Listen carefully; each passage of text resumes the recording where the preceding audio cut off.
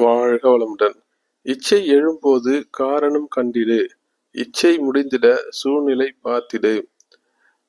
நம் மனதில் ஒரு எண்ணம் எழும்போது அந்த எண்ணத்திற்கு என்ன காரணம் என்று கண்டுபிடிக்க வேண்டும்.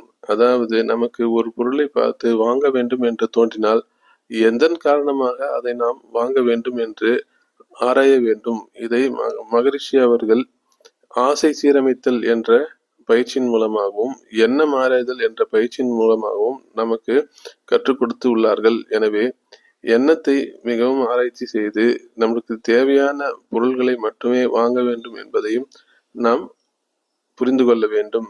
எனவே ஆசை எழும்போது அந்த ஆசைக்கின் காரணம் என்ன என்பதை கண்டுபிடித்தால் அது தேவையான ஆசையா தேவையற்ற ஆசையா என்பதை நாம் புரிந்து கொள்ளலாம். அதே சமயத்தில் அந்த தேவையான ஆசைகளையும் நியாயமாக பூர்த்தி செய்து கொள்ளலாம்.